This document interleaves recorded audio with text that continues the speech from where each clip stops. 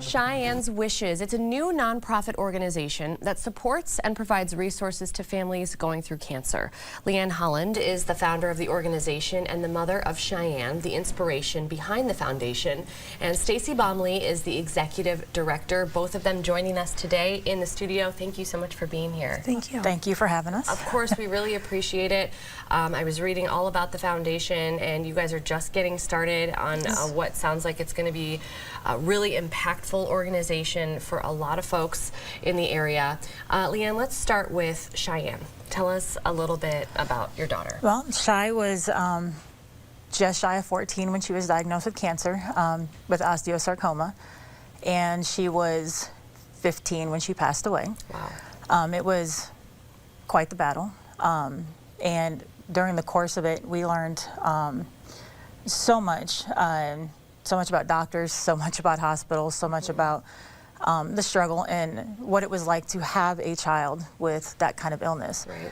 And you know, when you think about, you know, your kids, you know, you don't think about, you know, those kind of diseases that go with it. So, you know, we were not prepared. I don't think you could ever be prepared for something like that. So she had wanted to help people. That was her goal. That was her dream, was to help people in the same situation that we were in. Mm-hmm. Unfortunately, she didn't survive long enough to see her dream come true. And I had promised her that I would do my best to see that dream come true.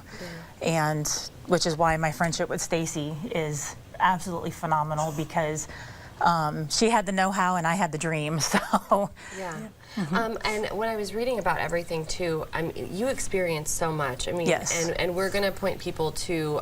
You have a GoFundMe page set up right now. We'll point people to that at the end of the segment. But I was reading your story on that, and what really touched me and brought tears to my eyes was there are so many things that you don't, the positions you don't think that you're ever going to be in, but exactly. You really had to give up so much just to be with Shianne, mm-hmm. And make sure that you were there with her and for her.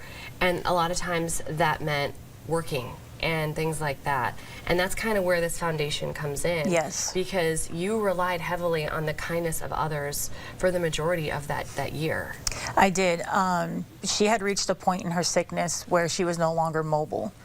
And she needed help to get up. She needed help to sit down, to eat, to carry her food, to even use the bathroom. Mm-hmm.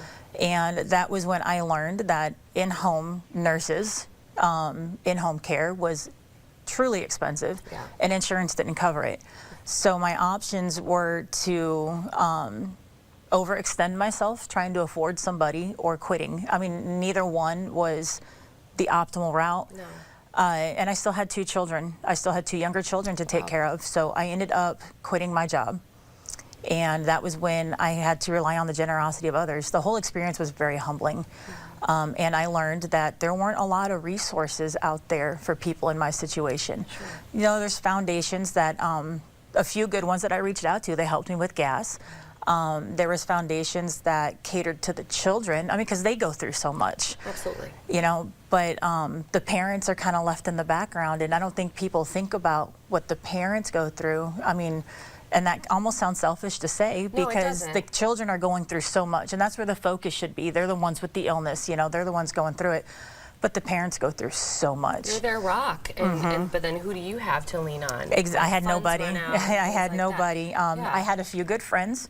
But again, you know, it's not like I could have gone up to Stacy and said, hey, I can't pay my rent this month. Sure. Can you know, provide me with my rent money? And yeah, and Stacy, that's, I mean, ultimately where this foundation comes in, and this is something that you both have been working on for quite some time. In fact, you're currently running it out of your business. Correct? Okay, so talk a little bit about, you know, where you see this going in the next year, 5 years, you know, the people that you both want to help and what you want to help with.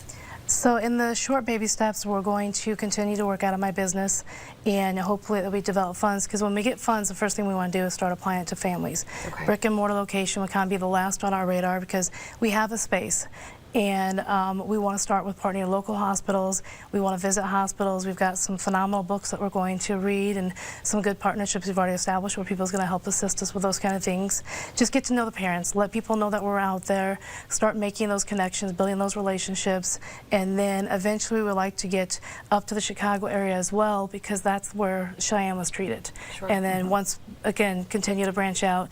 And hopefully in about a decade we can be helping nationwide, but that's a lot of work and we're being positive. So yeah, absolutely, so positive. I mean, I think, and we'll leave it with this, but there's probably so many things that so many of us take for granted that, you know, we can purchase, buy, and then you're faced with something like this, a cancer diagnosis, especially, you know, God forbid, a child, and some of those things go out the window. You're just looking to help people with a lot of what we would consider the basics. Basics, correct. Because never, ever did I ever have to think about whether I was going to be able to make my car payment. Right. You know, and then if you can't make your car payment, then you can't take your child to the doctor. You can't get them their chemo treatments, and heaven forbid you have an emergency come up, and now you can't take them to that emergency because you've missed a car payment or two and your car's been repoed. Rent, you know, going out on your head, is just those things you don't think about in the course of it, because this is something you pay every day or every month, right? So you don't think about Fortunately, it. there are, you know, people like yourselves who are thinking of it. Here's the information for everybody as they, you know, get this foundation on its feet and get it started. So the email is on your screen if you want to connect with them in any way. And also, we talked about that GoFundMe. So search Shianne's Wishes Foundation on the GoFundMe. You can learn a little bit more about Leanne and Shianne's story and start there if you want to help. And we'll, of course, check in with both of you, I'm assuming, in the coming months as you continue to grow. Thank you so much for being here. Thank you for sharing your story. I know how difficult that must have been. Thank you. But we really appreciate it.